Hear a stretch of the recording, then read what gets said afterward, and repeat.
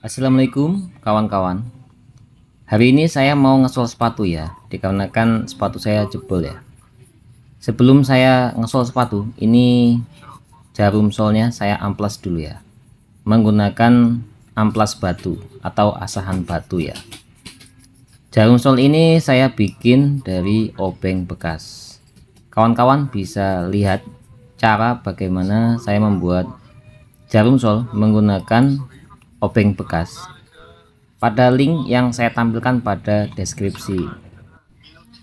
Tidak lupa, selain saya asah dulu menggunakan batu asahan, saya juga menyediakan yaitu sabun mandi ya. Jadi saya celupkan dulu ujung jarumnya ke sabun mandi supaya nanti lebih mudah nusuk ke bagian full sepatu yang jebol ya.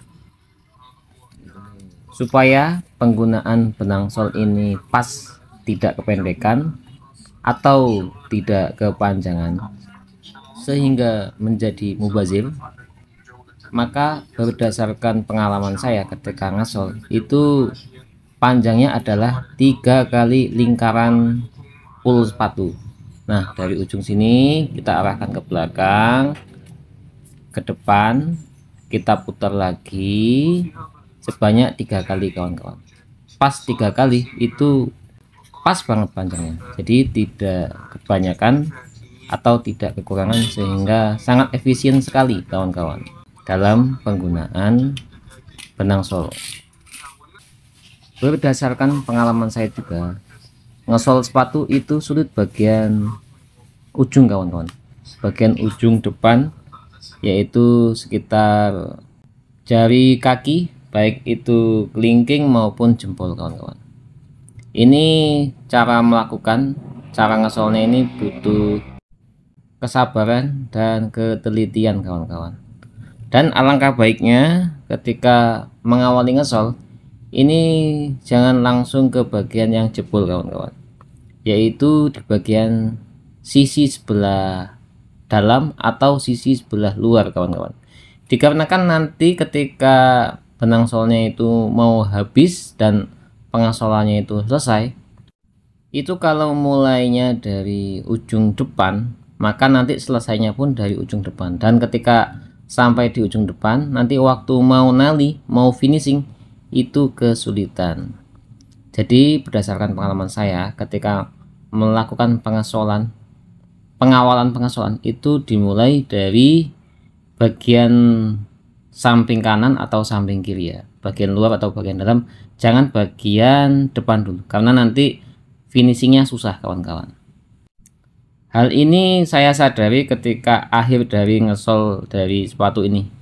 Jadi pas saya mulainya kan dari depan, maka finishingnya juga akan pada akhirnya pada bagian depan dan benang sudah pendek, dan itu menyulitkan kita untuk melakukan finishing atau menali bagian akhir. Seperti yang saya ceritakan di awal, untuk ngesol bagian depan ini karena sempit jadi lebih susah.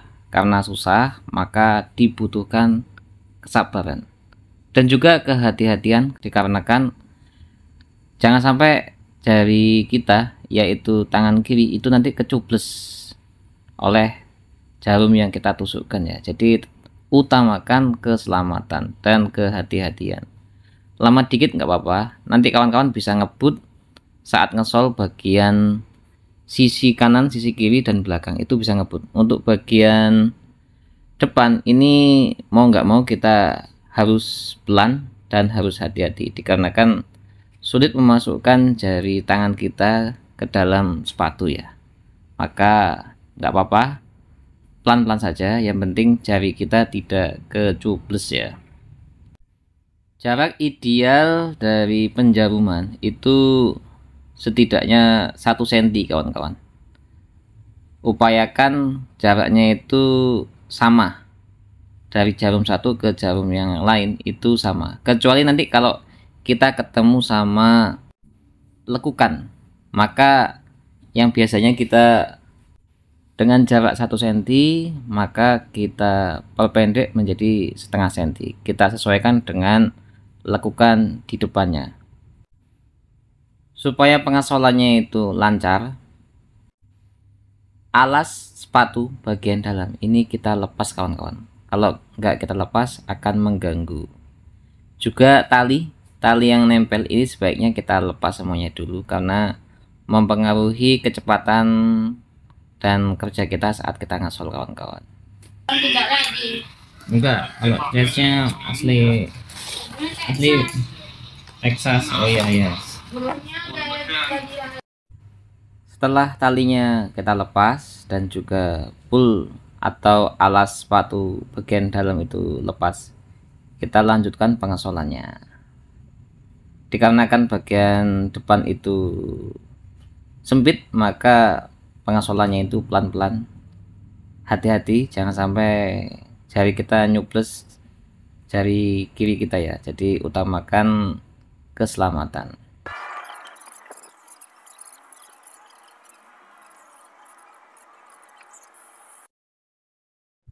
Oke, dan ini pengasolannya sudah mulai di samping ya. Kalau sudah sampai samping, ini kita bisa ngebut kawan-kawan. Jadi nggak perlu lagi begitu waspada dikarenakan sudah mudah menjangkau dari tangan kiri untuk megang permukaan sepatu bagian dalam ya. Jadi dari samping ini kita sudah bisa mendapatkan posisi yang nyaman saat melakukan pengasolan. Dan lakukan hal ini terus dengan jarak sekitar 1 cm, selesaikan sampai akhir. Nanti hasil pengasolannya akan bagus dan kuat ya. Mudah-mudahan video ini bermanfaat. Terima kasih.